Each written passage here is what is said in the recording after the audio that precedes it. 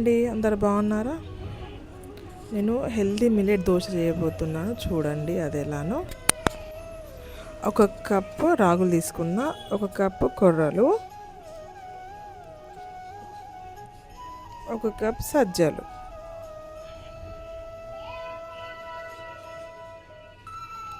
మూడు ఈక్వల్ క్వాంటిటీలోనే తీసుకున్న. అది సజ్జలు, రాగులు, కొర్రలు మూడు కలిపి తీసుకున్నా అన్నట్టు. అది కొర్రలు, ఇది సజ్జలు మూడు కలిపి తీసుకున్న. అందులోనే కొద్దిగా మెంతులు వేసిన. ఒక కప్ మినప్పప్పు, సేమ్ అన్ని ఈక్వల్ క్వాంటిటీలోనే తీసుకున్నా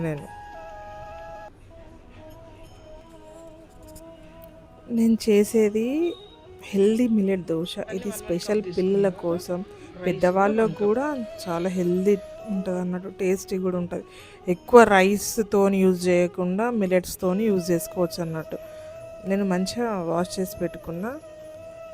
అది ఒక 5 to 4 hours సోక్ చేసుకుంటే చాలు.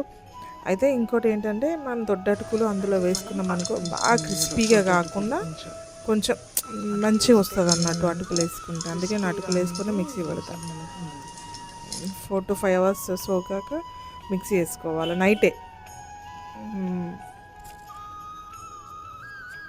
పిల్లలకి ఏంటంటే బోన్స్ స్ట్రాంగ్గా ఉంటాయి, కాల్షియం అనేది ఎక్కువ ఉంటుంది రాగులు వీటిలో. మళ్ళీ ఈజీగా డైజెస్ట్ కూడా అవుతుంటుంది. ఎక్కువ రైస్ లేకుండా లైట్ ఫుడ్ అన్నట్టు, healthy food, light food.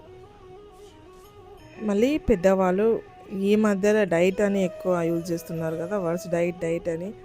Diet చేసే వాళ్ళకు కూడా ఇది వెయిట్ కంట్రోల్ ఉంటుంది.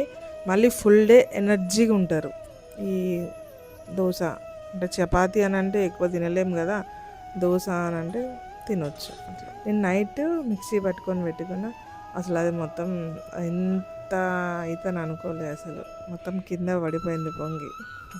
చూడండి, మంచి ఫర్మెంటేజ్ అనేది మంచిగా అయింది. కొంచెం సాల్ట్ వేసుకోవాలి దోశ వేసుకుంటప్పుడు. నేను మార్నింగ్ చేస్తున్నా ఈ వీడియో. అసలు పొంగినప్పుడు తీస్తే అయిపోతుండే కానీ తీయలేదు అసలు నేను. సాల్ట్ వేసుకొని దోశ పోసుకోవడమే. కొంచెం లైట్గా పెంక వేడైనాక పాన్ అనేది మంచిగా వేడవుతుంది అనుకోండి, దోశ వేడి. ఇందులో నెయ్యి వేసుకుంటే బాగుంటుంది, పిల్లలకి కూడా మంచిగా ఉంటుంది నెయ్యితో చేస్తే దోశ. రాగి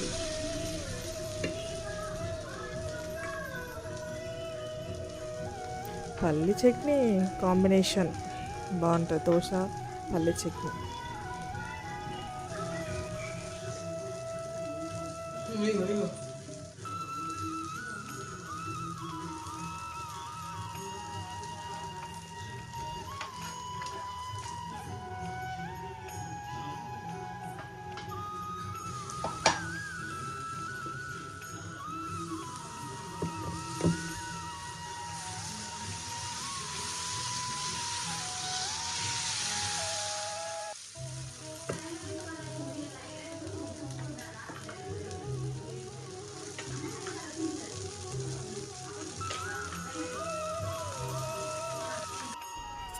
టేస్టీ దోశ రెడీ.